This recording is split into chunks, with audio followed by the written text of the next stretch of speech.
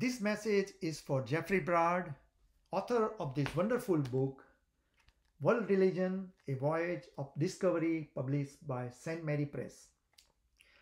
I am Dilip Amin, author of this book, Interfaith Marriage, Share and Respect with Equality. I have taught Hinduism at Catholic schools where your book is being used as a standard text. So apparently this is a highly acclaimed textbook for Catholic schools. Jeff, you have done an excellent job describing the Hindu concept in your book. Congratulations. However, I have a few concerns about how you describe Hinduism, and let me tell you. You have described goddess Kali as black, wearing a necklace of skulls. She is bloodthirsty, violent destroyer of her enemies. Now, as a practicing Hindu, I found this description very offensive. I'm hurt. I assume you wish to inform your students negative characteristics of Hindu gods. Fine. Now, considering this is a comparative religion book, so I looked up in the Catholic section and found no mention that Christian God is angry and jealous, as repeatedly stated in the Bible. At least you should have included the second commandment that the jealous God will punish innocent children to third and fourth generations, those who do not follow him. I also looked up on this Islamic section and found no mention that Allah told to hide and kill non-believers, cut alternate hands and feet, and pour hot oil on non-believers, and on and on and on. Now, if you felt the need to describe violent Kali, why violent Allah and violent Father God are not described? Is it because goddess Kali is female? So while it's okay for male gods to be violent? Next, to probably show that Hinduism is a male-dominant society, you wrote, a wife must eat only after her husband has his fill. If the latter fasts, she fasts too.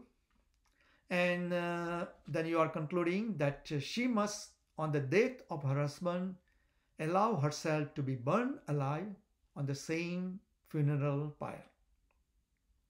Now you founded this quotation from somewhere, Nos and Nos, History, Religion, or page, and you may say, it's not me, I just quoted it. Okay.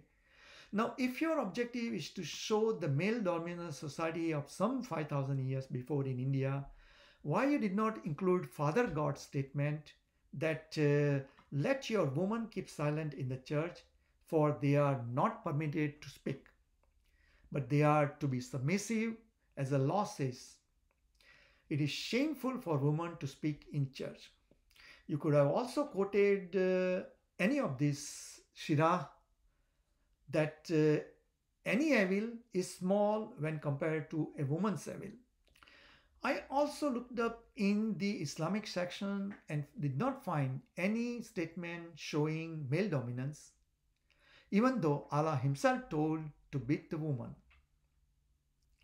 Don't you think your students deserve to know all facts? I'm just wondering why you felt it's okay to trash Hinduism while refraining from listing any negative statement or presented very carefully about two Abrahamic faiths. Now, continuing on women, you said for centuries sati was a common practice in Hindu life, and the worst is you concluded by saying it does still occur, though rarely. Now, out of 1 billion Hindus, how many reported cases of sati in last 30 years to support your claim that it still does occur? I'm glad you included the violent side of the Christian history by saying that half of Germany's population was killed in the Protestant Catholic fight in the 30 Years' War that started in 1618. Wow! Half of German population was eradicated in the name of God just because two Christian denominations don't agree with each other. However, you also failed to mention the millions killed in South America, and many indigenous cultures were eradicated by Christian crusaders. Compared to that, Hindus never invaded any land or nor attempted to destroy other cultures. Isn't it worth mentioning in the book? Now you wrote that in recent decade, relationship between Hindus and Muslims have remained uneasy, at times erupting into violence. Now you are implying that this is some new phenomenon of the last few decades. The truth is, as per historian K.S. Lal, between years 1000 and 1525, the Hindu population was decreased by as many as 80 million, probably the biggest Holocaust in the history of world. Now tell me why you did not include that. Further, you go out of your way to use some authentic scriptural word that I have difficulty even pronouncing, like apocalypticism, Eucharist, ecumenism. Same way, why you did not use authentic scriptural word for Hinduism, like Varna? Why you keep on replacing word Varna with the Latin word caste, which was imposed by colonial Britishers on Hindus? Why not tell the fact as is and let your students decide about Hinduism? Now there are many other points I'm not going to cover here, but you got my message. Do I assume you wrote this because of your ignorance about Hinduism and Indian history, or it was just an oversight? I request you, Jeffrey Brodd and St. Mary Press, to correct it to be authentic and fair to all. 2020, 2021, now we live in a sensitive world where all lives matter.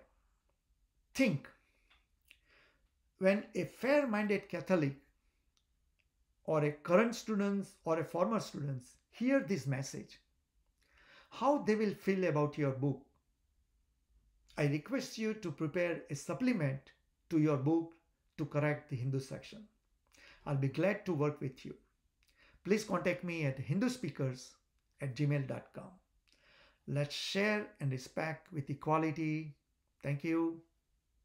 Namaste.